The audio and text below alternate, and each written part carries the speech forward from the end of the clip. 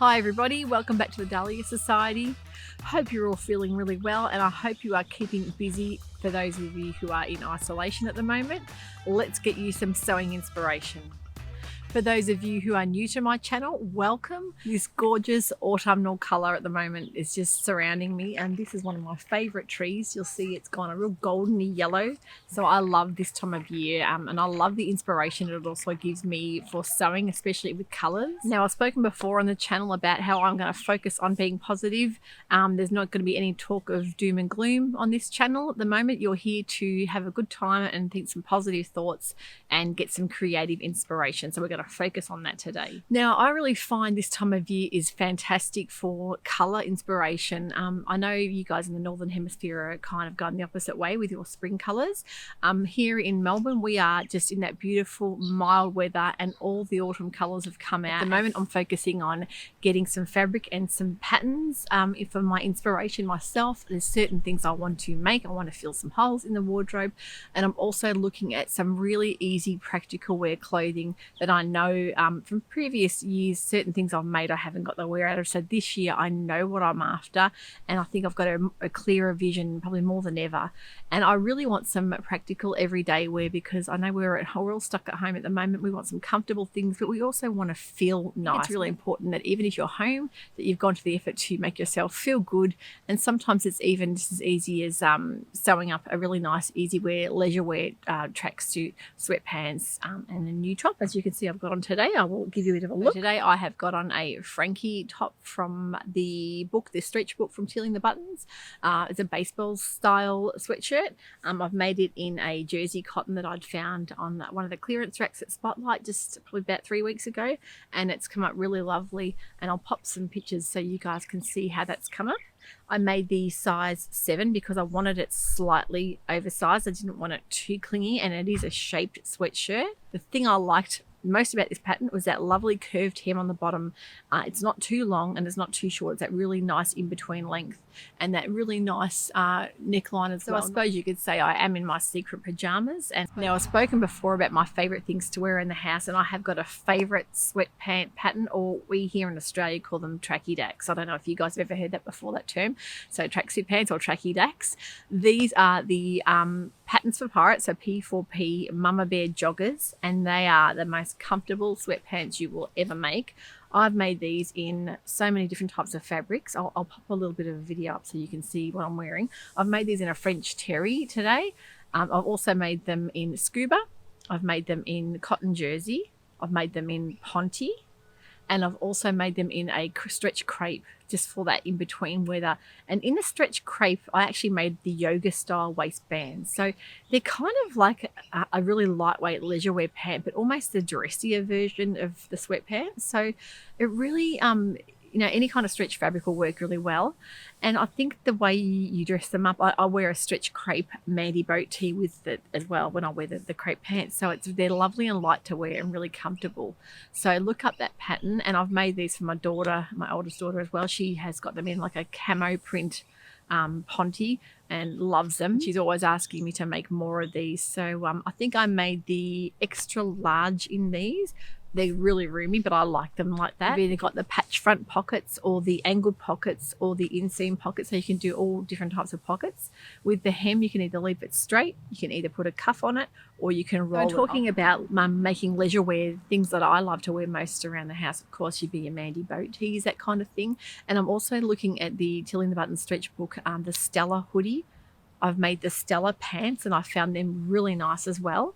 I still prefer the pattern for Pirate Mama Bear jogger, but the Stella joggers I think were really lovely and comfortable, and a little bit, they're similar but a little bit different as well. And it really just depends on your preference and how high you like your waist and that kind of thing. So how are you guys feeling? You've got a bit of sojo happening, any kind of sewing happening at your place, or do you feel a little bit that your sojo is lacking, and because of the current events going on, are you finding it hard to motivate yourself?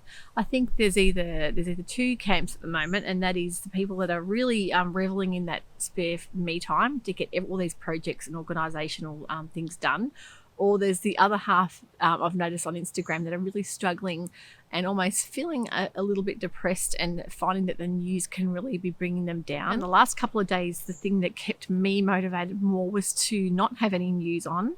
I'll find that I might pop the news on in the morning or late at night when there's nobody around, just to catch up on current events.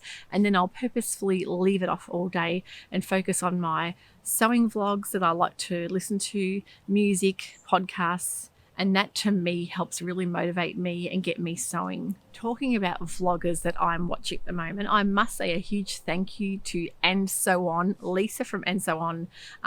You guys probably already know about her. She put a shout out for the latest vloggers that she's watching, her favourite sewing vlogs.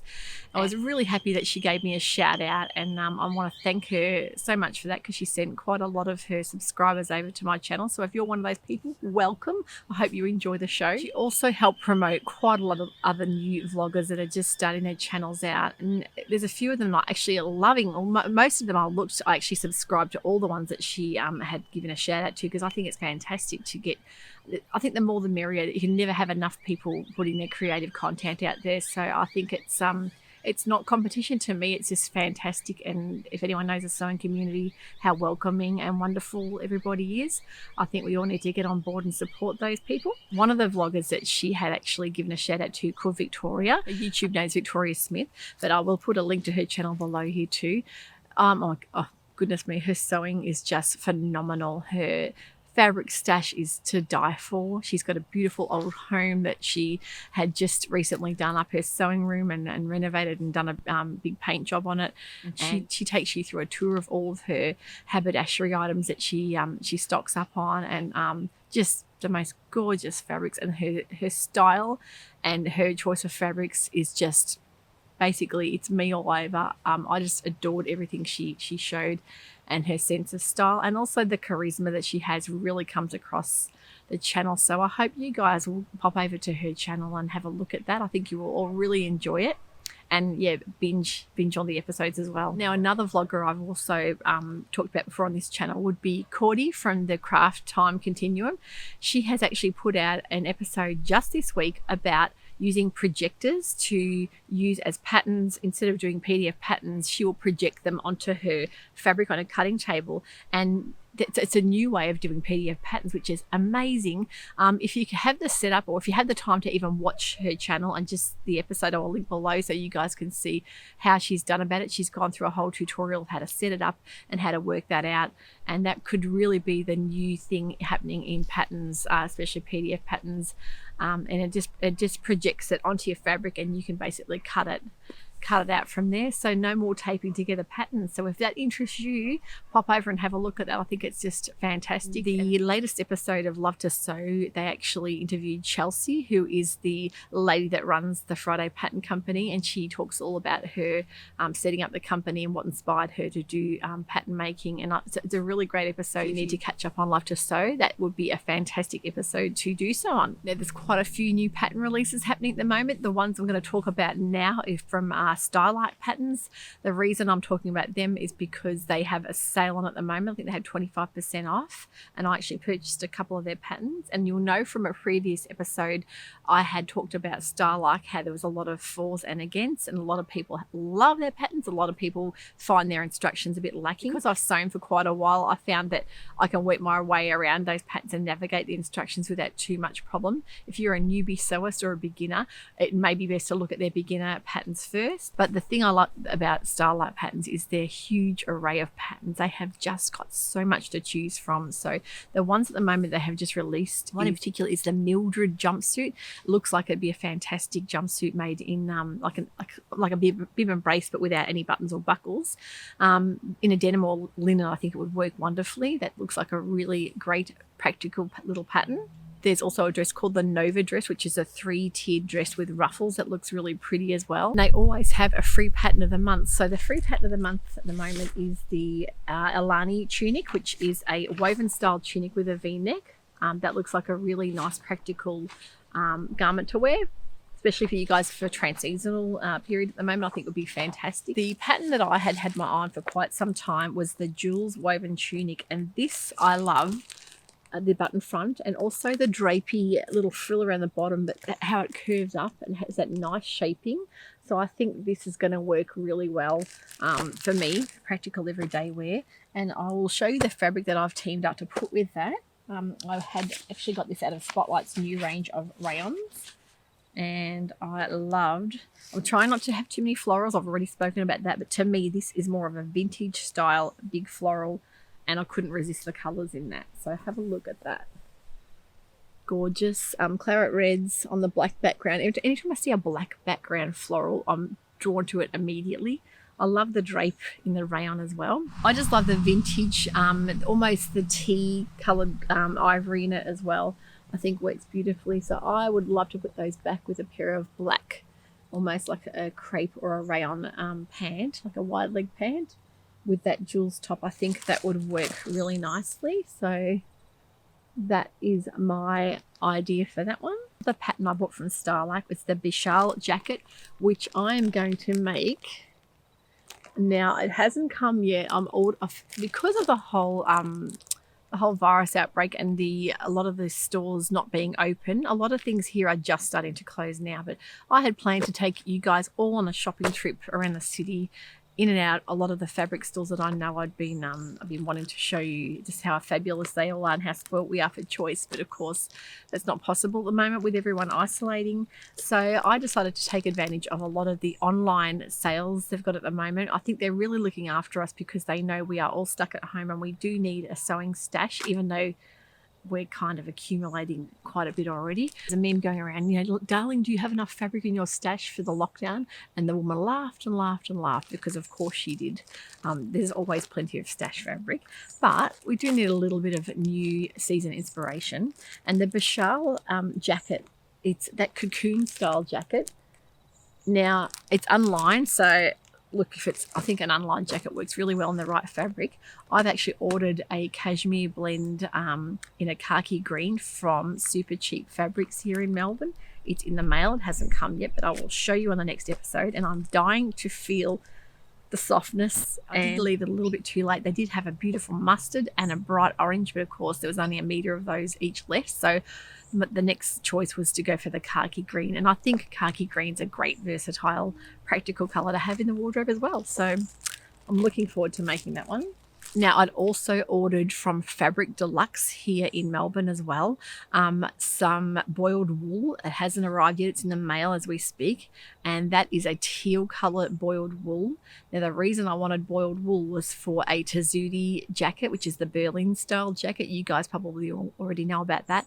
And the reason it's fantastic in a boiled wool is because you don't have to finish any of the edges or the seams. So I think that would be really interesting to see how it comes out. So I'm really looking forward to grabbing that and just holding and feeling and touching that beautiful wool fabric. Now, the next pattern I had just recently purchased, I was drawn to this immediately, again because of the styling, but also because I owned a dress practically the same as this back in about 1992. And of course, everyone knows the 90s are really back in full force. And this is the Ellie and Mac. I love the 90s pattern. So it is apparently fantastic in a jersey interlock. So I am making this. I love the way they styled even that with the headscarf and the boots. So that's exactly something I would wear. So my daughter, of course, these kids have never lived through the 90s. I would have worn this with long lace-up black, almost to the knee-high boots. And I had a maxi style in this one. And because I worked in retail at the time, I worked for Suzanne, and I had a black one, and we had it worn with a long, like a big metal crucifix with almost like a brown rope. And that was really in at the time. And of course, you look like sort of a witch all decked out in these long black boots and long black dress. But it's interesting to see how things keep coming around again. Daughter really wants me to make her one in a dark cranberry Merlot colour. So I decided to get myself. This is really going all out for me. It's a little bit loud, but I think you can tone it down. And this is in a rayon spandex leopard print. Now, leopard print can also be worn almost like a staple. I think it can be almost like a neutral. I've seen people wear leopard print shoes with an outfit that looks fantastic. It can go back with so many different colors. And so I'm really seeing a vision of this with long either tan or black boots and that teal boiled wool Berlin jacket. I think that would look fantastic over the leopard print. So are you guys getting that vision as well? It's a little bit different for me, the leopard print, but I think it works well. I think there's nice earthy warm colors in that, and I think the fabric itself, it's from Spotlight. I think it's a beautiful weight. It's not too thin, so it's going to have that really nice solid drape without being too thick as well. So I'm really excited to make that. I haven't made any Ellie and Mac patterns before, but I know that a lot of people love Ellie and Mac. I think Kim from Dorothy's Daughter wears a lot of Ellie and Mac patterns, and she swears by them and says they're the best pattern she knows. So I'm excited to make that. While I was in the department for the Rayons spandex, I found this fantastic print fabric that's got all of my colors, the rust, the tan, the black, the mustard, and I'm going to make myself either a Freya top with that from Tilling the Buttons. I think it'd be fantastic for underneath pinafores for winter time. Now, you know when you see a fabric, you have no plans and you don't know what to make, but you just cannot walk past it and you're drawn to it immediately. You just know you have to get at least 3 meters of it to do whatever you wish to in the future. Well, this is that fabric. At the moment, I'm in love with anything in this teal green, and the rust with it I just think looks gorgeous. So if you see well, you can see the rust in that. The rust just pops out of it. I think the teal and rust together is one of my favorite color combinations at the moment. So this is actually a rayon viscose from Spotlight, and it's really different for their normal rayons because it's got like the dobby, almost the little texturized print through it. You can see there. It's a really light rayon as well, so I'm just loving the new fabrics they're getting in, and the feel, having that texture really is an interesting element to it as well. Also the Gerarda Davies Jasmine dress, I think it could work in that too. There's one with a little frill around the bottom. I think that would look quite beautiful in that one. So yeah, beautiful teals and the rusts. Very, very pretty fabric. Now, next episode, I'll be doing my makes for March. Now, I've just been working on a Roberts Collection jumpsuit from Marilla Walker. You know when you find the pattern that you love and you stitch it up absolutely perfectly. The stitch lines, there's quite a lot of stitch work on that, and I had made some of her patterns before and I knew what size I was, but I had never made a jumpsuit of hers before. And I made it up and it was absolutely huge. Loved the style of it, but it was huge. The crotch was down to my knees and it wasn't really savable as such, but I decided to try and make it wearable because I made it in a lovely denim leopard print fabric, which I will show you next episode. Now, as people will say, that will teach me a lesson for not making a muslin first. And I know with things like jumpsuits, you have to be really careful the crotch and the rise, that you don't get it too long. But because it actually has naturally got quite a low crotch, being that really drop waisted easy wear jumpsuit, there's a fine line between taking too much off and then sort of ruining the style. So because I'd sewn it, had so much stitch work in the back, I had the V at the back, I decided to cut it a front and shorten it, shorten the waist of it. It was a big mistake. It ended up being a disaster. It ruined the whole look of the jumpsuit. So I basically had to remove the pockets because, of course, I butchered the pockets because I'd shortened the waistline. Remove the pockets, slim down the legs, got it wearable. It looks fine, it looks great, but it doesn't look like a Roberts jumpsuit, which is really what I wanted, something really practical and easy wear for around the house. So I'm happy that I got wearable. I managed to save the fabric, but I actually messaged Marilla and asked her if she took any off the rise. And there is a section on the pants. You'll see there's a line that you can shorten and lengthen the rise. So I think next time I would definitely take about an inch out of that, just to keep that nice low dropped waistline and have that little bit of a lower crotch without having it hanging down to my knees. So I will give you an update on that on my next episode.